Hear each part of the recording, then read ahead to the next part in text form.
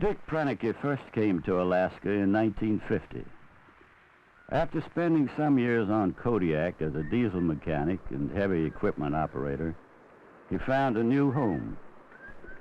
120 air miles southwest of Anchorage is a small Alaskan valley called Twin Lakes. With the help of a tripod-mounted, timer-controlled camera, he filmed himself building a cabin and literally carving a new life in the environment. We spent 2 weeks with Dick one summer and found a man with little need to advertise his inner reaction to the wilderness. His oneness with nature is an experience rather than an expression. Well, the reason I decided to come in more or less full-time was in 1965. I was helping a welder pour a Babbitt bearing on a crab boat. We had a big ladle of molten Babbitt metal and poured it in here, and we poured in about a cupful, and there was a big explosion, and all this Babbitt metal come out, just like snow, only it was molten lead, and hit me in the face and him in the face, and it got in my eyes pretty bad, and for a short time they didn't know if I was going to see very much. But in 3 days I went back to work, but I couldn't see very good, and especially from my right eye, and I was testing it every night to see if it was improving, and it was several years before I recovered completely from that. I decided that I would quit this racket of pouring Babbitt metal and that sort of thing, and working with dirt falling in your eyes from under heavy equipment and that, and I would go to Twin Lakes and build me a cabin and enjoy my eyesight a little bit if I had any left.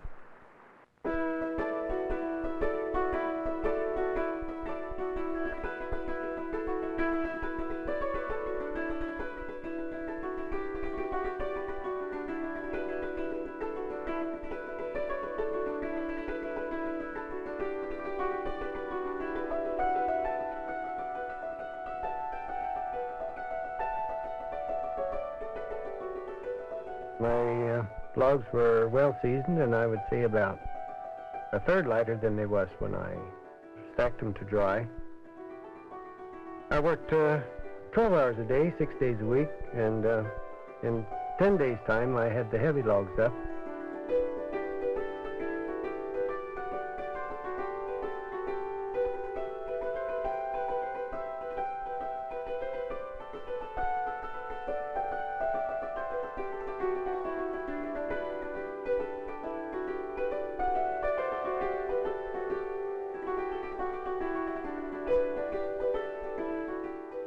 I think there's a lot of satisfaction in having everything that you made yourself.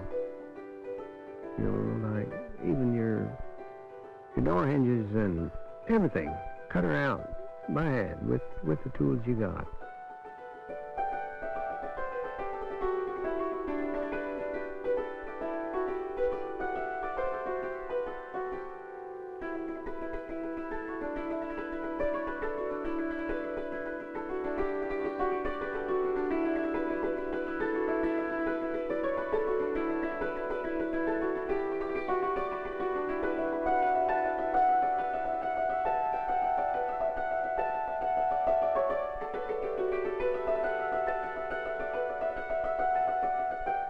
I moved in August the 1st. There was still work to be done, but it was livable. Few of us us pass even a day without seeing another person. For Dick, the isolation can often last 6 weeks or more. We wondered what it would be like to live so alone.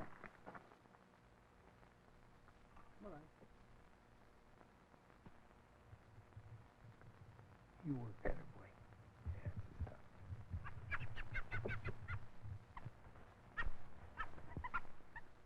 Come on. Come on. Come on.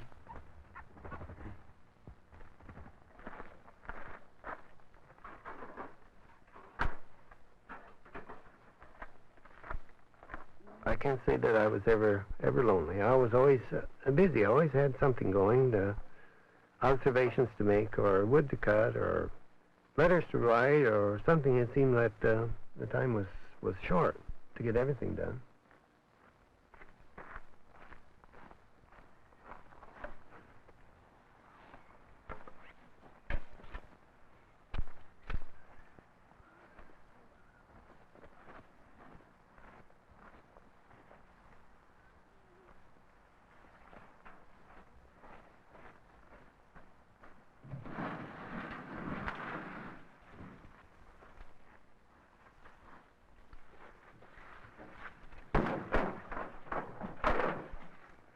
The canoe is my transportation on the lakes in summer. It's much easier than hiking the beach if the wind isn't blowing. If the wind's blowing, of course, you got to walk the beach. But in good weather, why, you can carry a good load and travel a much greater distance with the canoe than you can on foot.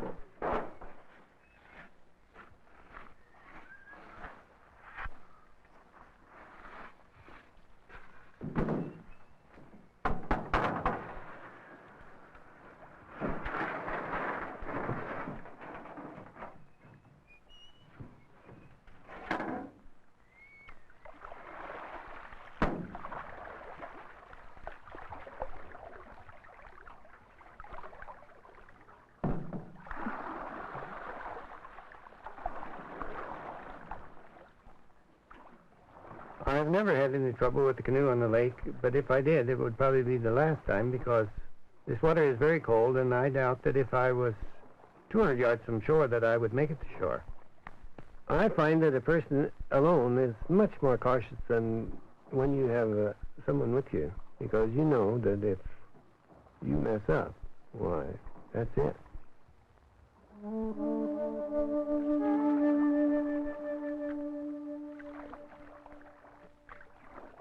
In the morning, when you check your sky, if there are clouds and they're moving at a rapid rate, even though it's calm on the lake, sometime during the day, this wind is going to reach the lake surface, and you'd be in trouble with the canoe. So I would aim to go in that direction, so if the wind did come, I could ride with it coming back instead of against it.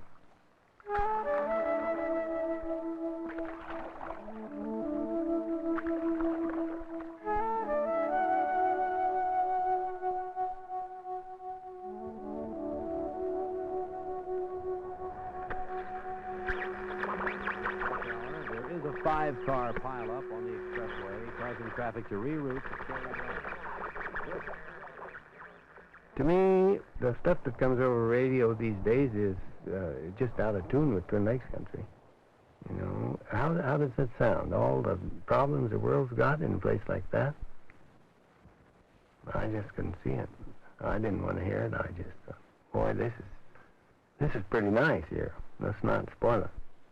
You know, it's like an old sourdough in Anchorage told me. He says, people come up here from the States and they say, gee, it's nice here. No hustle and bustle, and really take it easy. And he says they're not here 30 days until they're trying to make it like it was where they came from.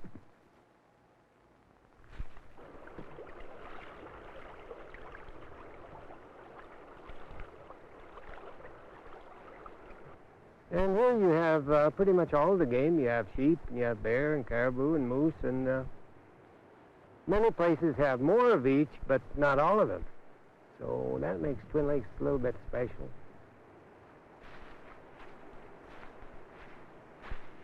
I hesitate to go on the mountain unless there's a good breeze. Because if it's calm, or just a very light breeze, why, you can't get close to what he'll spot you sooner or later. And if you got a good steady breeze in one direction, why, you can get real close, within 100 feet or even less, without the bear detecting you. But stay off the mountain if it's calm. But he would leave, and that's the end of the show then. The two bears that I observed through the winter, one went in October the 10th, and the other went in about October the 27th. The last one was a sow that went in, and when she came out on May the 2nd with twin cubs, she had been in there since October the 27th, so I figured it was 6 months and better that she'd been in the den. I practiced the bear system. In summer, get up early and go late, and in the winter, it's just the opposite. Go to bed at 8 o'clock and get up at 8 o'clock. When you live down in the valley, and you got mountains all around, you can't see out. And to climb once in a while and get up on top and look across the top and see new country and such as that, I think is a good feeling. I mean, you don't feel like you're isolated or anything like that. It's just you're up where you can see.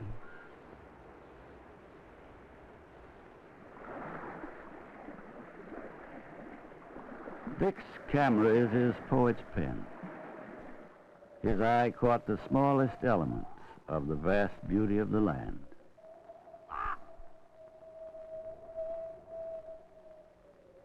When you climb high on a mountain like that, then maybe you'll find maybe just one little flower of a certain species, and just one. Then you can walk for an hour and not see another. Makes you wonder how that one little flower happens to be there by himself. No more around. Here's the red squirrel, feeding on spruce cones. There's a little seed in each petal of the cone, and that is what he is feeding on. He picks the petal and he sorts out that little seed.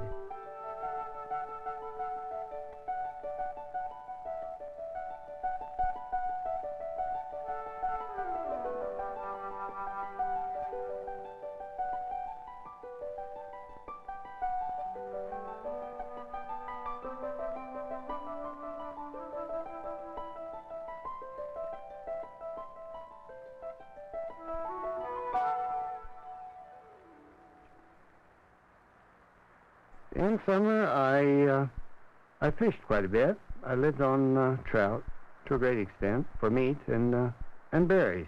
But I didn't kill any big game because for one man it's too much meat. Too much would go to waste. During the first winter I spent at Twin Lakes, I'd cut a hole in the lake ice to get water for cabin use. On one occasion I decided to do some ice fishing. So I baited a hook and dropped it in, and I went out about an hour later, and I had a nice big lake trout. I pulled him out and put him in a dishpan and let him swim around a while and took him back out and slipped him back in again. I just felt that was a good place for him, was down there in that nice cold water. And I had plenty to eat anyway.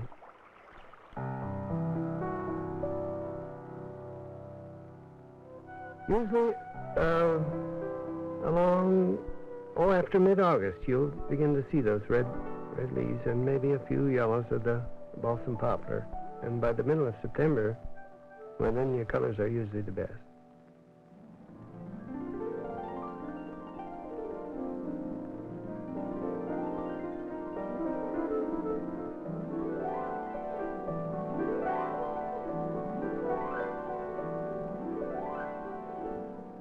What I noticed most about the fall colors at Twin Lakes country was the amount of reds in the colors.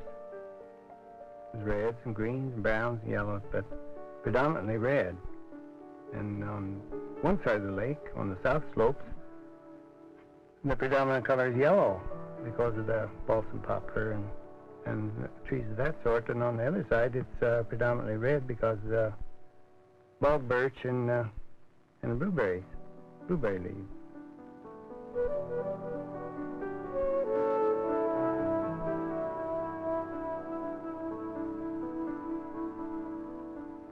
The caribou is an animal of the open country.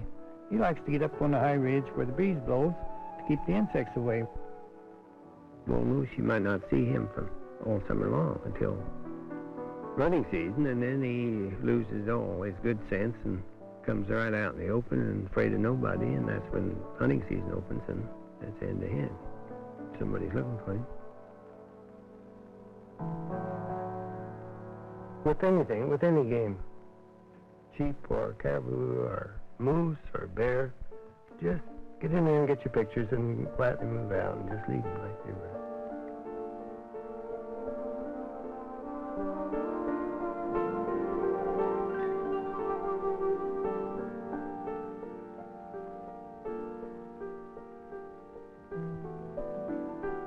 The fall colors are really bright about September the 15th.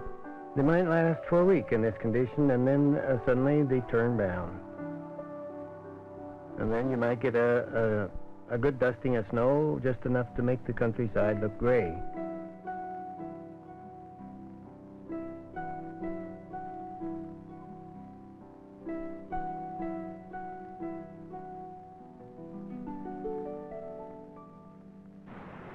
And then along about October the 1st, the creeks might start to freeze along the edge, and snow creeps down the mountainsides, and by the 10th of October, it can look like winter, and creeks be freezing up and waterfalls freezing.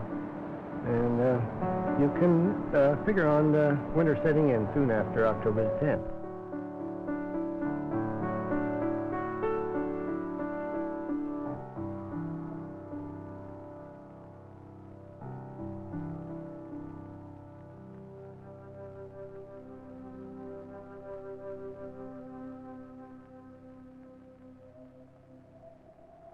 Winter.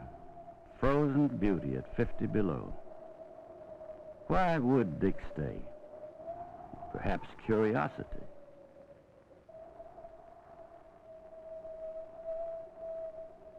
I was always anxious to get out after good snow, because they say after snow you know who lives in the country.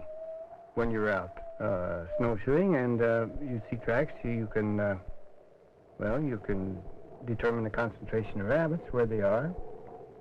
And if you see a good number of rabbit tracks, usually there's the tracks of the lynx cat, which is raised on the rabbits, and tracks of the fox, and the wolverine. He runs his circuit.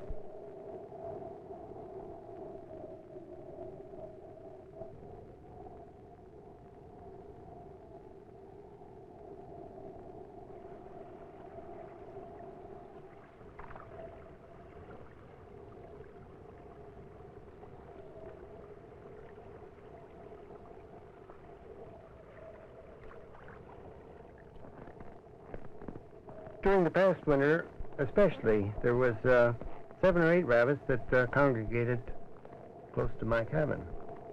They would just move in and stay, and you'd move out a few hundred yards, and you'd see very few tracks.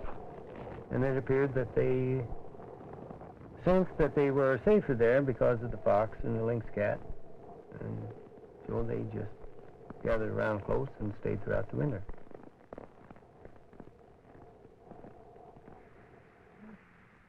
I knew this ermine was in the wood pile, and so I went for a scrap of meat to tack to a wood log there and see if I could get him out for pictures. Put the meat on the wood log and then went for my camera gear, and when I came back, sure enough, he was there. And an ermine, when he gets to taste the blood, he becomes very bold, and it was no problem to get good footage.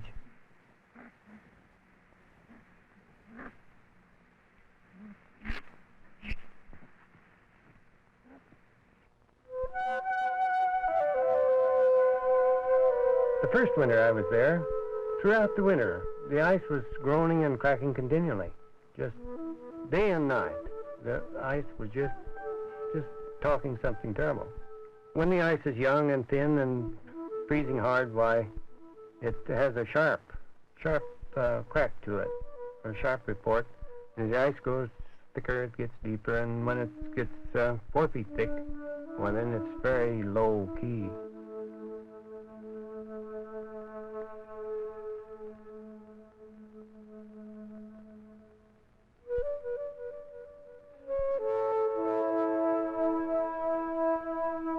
During the short days of winter, the sun is very low. It fails to strike my cabin from November the 7th until February the 3rd. But you climb the mountain across the lake, and of course there the sun is very low, but it does clear the mountain and shine on the slope where the sheep are feeding, and this gives the snow and the general appearance of the landscape kind of a rosy glow. When snow comes in fall, of course the sheep are there for the winter, and they must either dig or starve, and so they dig like a horse or a domestic sheep.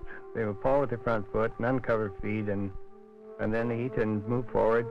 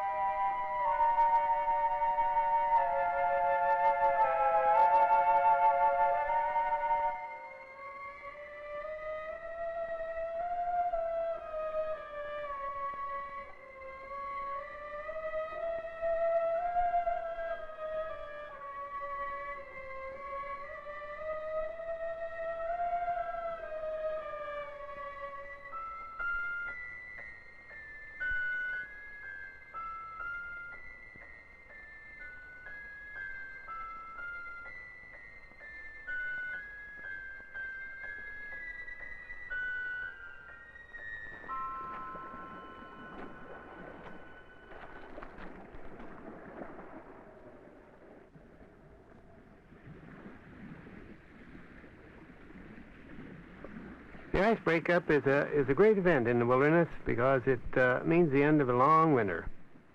After about 7 months, you are really happy to see the ice go out.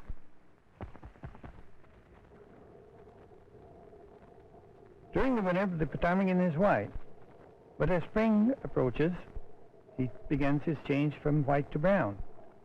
First his head and neck, and then you will see speckled or brown feathers about his body, and eventually he will be a brown bird, which is his summer color.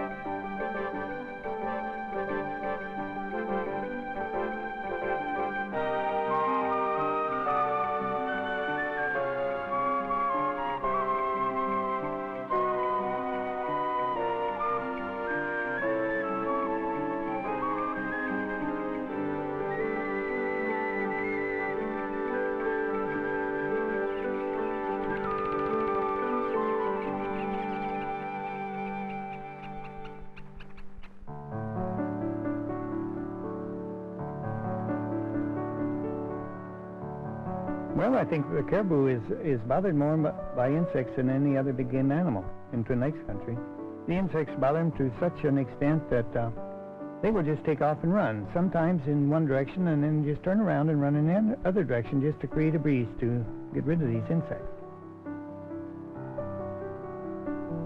About the first days of summer, that's when the big herd is formed, cows and calves, and there's some bulls in a bunch. From this big herd, small bunches will split off and come up into Twin Lakes country, up along the lower lake, the upper lake, and up into the high mountains above. After the snow is gone in the low country, they go to the high country to rest on the snow patches up there where The insects are not a bother.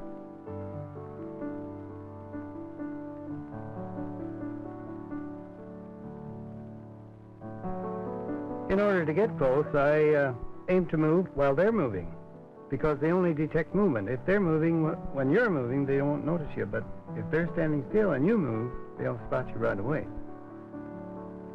Well, caribou will lie down, and oftentimes they'll stretch out and lay flat.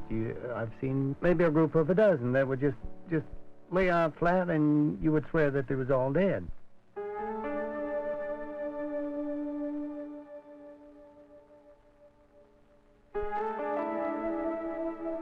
After weeks of isolation on Twin Lakes, Dick shifts to his own time. When the sun is directly in line with the edge of his cabin and the mountain peak behind his house, it's 12 noon. Each of us creates our own world. Dick has found a place and a lifestyle that have put him in touch with the rhythm of earth and life.